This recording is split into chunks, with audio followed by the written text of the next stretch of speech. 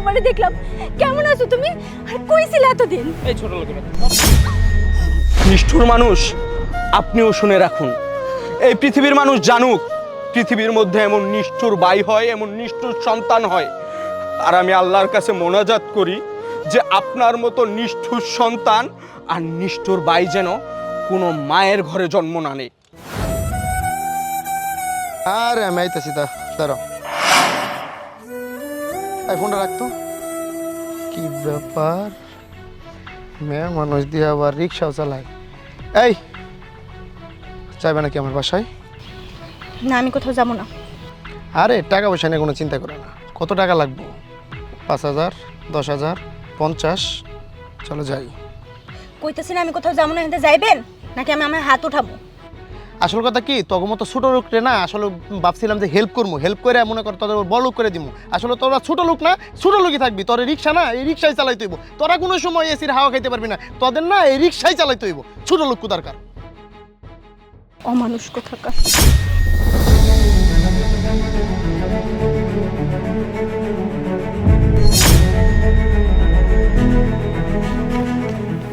ভাই, তুমি এখানে? কতদিন পর তোমারে দেখলাম।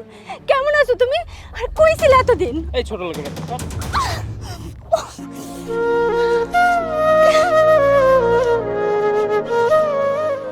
ভাই, তুমি আমার চিন্তাছো না? আমি তোমার বোন তানহা। তুমি জানো ভাই, তোমার মা অনেক খোঁজে। মা অসুস্থ হয়ে বিছনায় পড়ে রয়েছে। চলো না ভাই, মায়ের লগে একবার দেখা করবা। এই ছোট লোকের তুই আমার বোন হস কি করে? তোর মা অসুস্থ, তাতে আমি কি করব? বড় লোকের ছেলে দেখলেই শুধু ভাই বানতে মন চায়। তুই আমাকে চিনিস?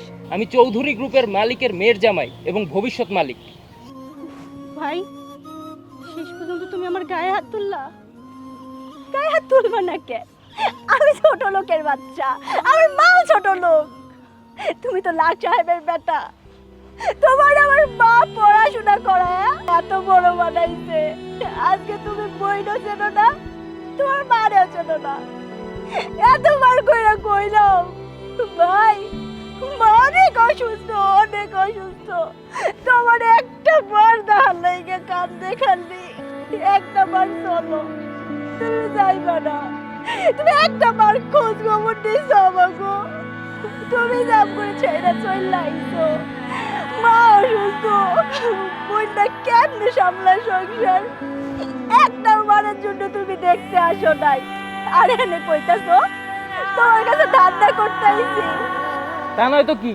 গাড়ি দেখছিস, বড় লোকের ছেলে দেখছিস, বাস এখন ভাই বানাই ফেলছিস না? 2 দিন পর তো জামাইও বানাই ফেলছিস। কি ব্যাপার, ফুকিনি মেয়েটা তোমাকে ভাই বলে ডাকতেছে কেন? আরে চিনি না কোন জায়গা থেকে আসছে, হয়তো বা আমাদের গ্রামের কেউ হবে। আরে ভাই, আবার যদি ধান্দা করারই থাকতো তোমার গাড়ি থামাইয়া তোমার কাছে ধান্দা করতে আইতাম না। ধান্দা করার রাস্তার অভাব নাই। বোন রে, বোন বললে পরিচয় দিতে তোমার লজ্জা লাগে। এই ছোট লোকের বাচ্চা, তুই যে এত বড় বড় কথা বলছিস, আমি যে তোর ভাই আর তোর মায়ের ছেলে, তোর কাছে কোনো প্রমাণ আছে? না, প্রমাণ নাই।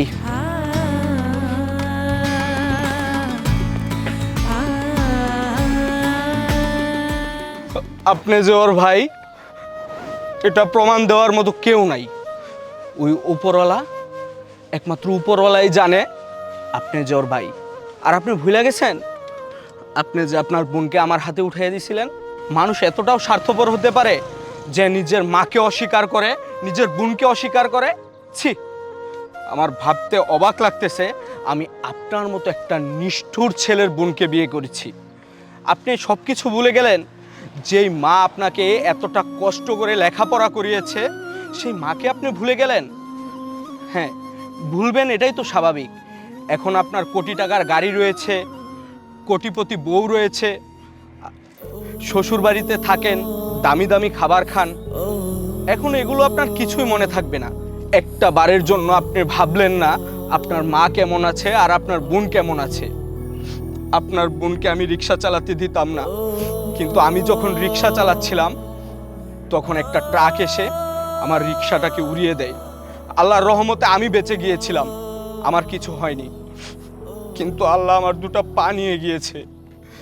আরে এই নিষ্ঠুর মানুষ, ওই আল্লাহ যদি চায় ধনীকে ফকির আর ফকিরকে কোটিপতি করতে পারে।